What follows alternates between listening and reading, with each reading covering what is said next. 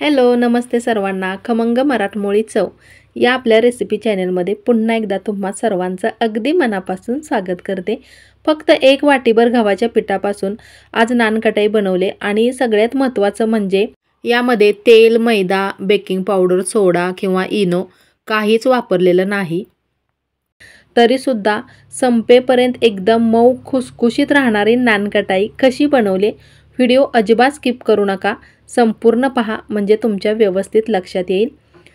आणि ओव्हनचा वापर न करता एकदम छान अशी ही बेक झालेली आहेत बघा.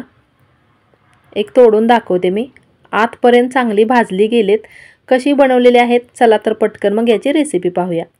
यासाठी आपल्याला लागणार आहे पिठी साखर. तर पिठी साखर विकत न आणता घरच्या घरी सुद्धा बनवता येते. तर इथे अर्धी वाटी मी साखर घेतली आणि अशी बारीक त्याची पावडर बनवली आहे. मिक्सरमध्ये पटकन बारीक होते. झाली पिठी साखर तयार. एक वाटीभर मी गव्हाचं पीठ घेतले. मुलांसाठी ना खरंच खूप पौष्टिक रेसिपी आहे ही. त्यानंतर इथे पाव वाटी बेसन पीठ वापरलेलं आहे. यामुळे एकदम मऊ खुसखुशीतपणा येतो.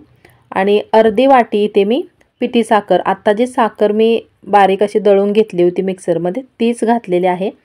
अगदी चिमूटभर चवीनुसार मीठ घालायचे. लक्षात ठेवा कोणताही गोडाचा पदार्थ आपण बनवत असलो ना की त्यामध्ये थोडंसं चिमूटभर मीठ घालायचं. चव आणखीनच वाढते त्याची. अगोदर हे चांगलं व्यवस्थित मिक्स करून घ्यायचे. यासाठी लागणार आहे तूप आणि तूप इथे बघा मी पाव वाटी घेतलेलं आहे. तूप वितळवून न घेता असं घट्टसरच तूप घ्यायचे. आणि याचं प्रमाण बघा, ज्या वाटीने गव्हाचं पीठ मोजून घेतलं होतं त्याच वाटीने पिठी साखर, बेसन पीठ, तूप वगैरे सगळं मी मोजूनच घेतलेलं आहे. म्हणजे बरोबर योग्य प्रमाणात होतं ते. अगोदर हे व्यवस्थित चांगलं मिक्स करून घ्यायचे. मुलांना ना अधूनमधून काही ना काहीतरी खावंसं वाटत असतं. मग अशा वेळेला बाहेरचे तेलकट पदार्थ देण्याऐवजी असं घरीच काहीतरी पौष्टिक बनवून दिलेलं कितीतरी पटीनं चांगलं. आणि बऱ्याचदा ना बाहेरचे पदार्थ सारखं खाण्यात आले की मुलं आजारी सुद्धा पडतात. त्यामुळे आपणाला थोडासा त्रास झाला तरी चालेल, पण मुलांसाठी आपण अशा पौष्टिक रेसिपी नक्कीच बनवायला हव्यात. आणि माझ्या चॅनलवरती अशा बऱ्याच प्रकारच्या वेगवेगळ्या पौष्टिक रेसिपीसुद्धा तुम्हाला नक्कीच पाहायला भेटतील. तर हे जरासं कोरडं वाटत होतं, त्यामुळे अजून थोडंसं 2 चमचे तूप यामध्ये मी ॲड केलेलं आहे.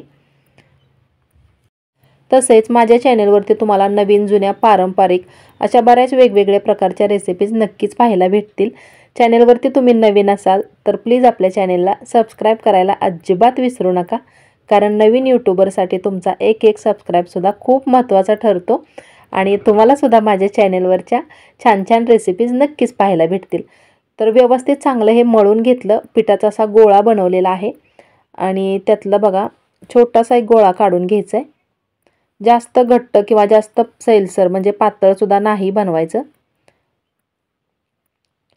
थोडंसं हातावरती गोल गोल फिरवून चपटा आकार द्यायचा याला. आणि त्यानंतर यावरती असं चाकूने डिझाईन करते पहा मी. अगदी हलक्या हाताने करायचे, जास्त प्रेस नाही करायचं.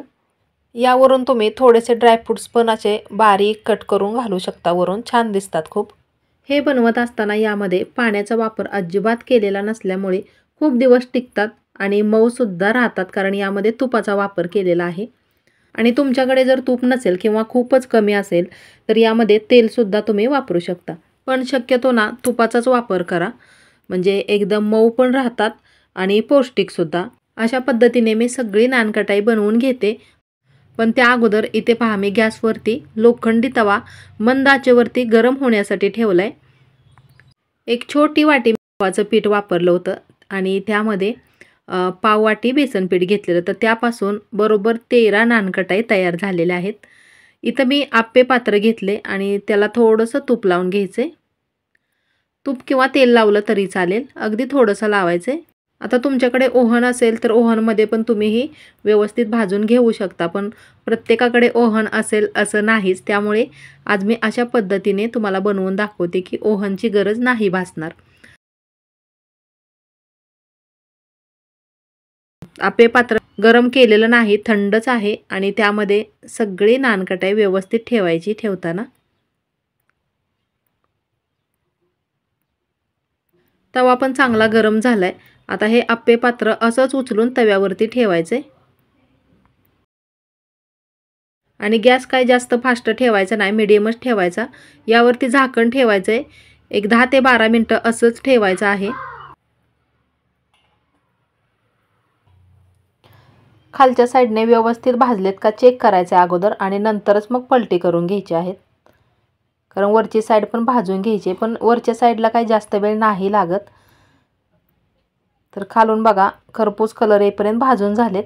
खूप मऊ झालेत आणि पलटी करताना हे फुटू पण शकतात, त्यामुळे अगदी हलक्या हाताने पलटी करून घ्यायचेत आणि पुन्हा यावरती एक 5-7 मिनिटं झाकण ठेवायचे। तर इथे बघा रेसिपीचं शूटिंग आणि मध्येच लाईट गेली आहे। जरासा लाईटचा प्रॉब्लेम होतो गावाकडे कधी कधी। अगदी सहज पलटी होत आहेत आणि व्यवस्थित भाजलेत सुद्धा। आणि यामध्ये इनो बेकिंग सोडा वगैरे काहीच वापरलं नाही, तरी एकदम टम्म फुगलेत।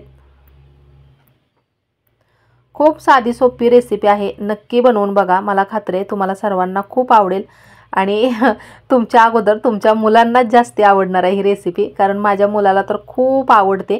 त्यामुळे मला वेळ भेटला की मी नेहमी बनवून ठेवत असते। तर मैत्रिणींनो, कशी वाटली रेसिपी? थोडीशी जरी आवडली असेल तर प्लीज लाईक, शेअर आणि आपल्या चॅनेलला सबस्क्राईब करायला अजिबात विसरू नका।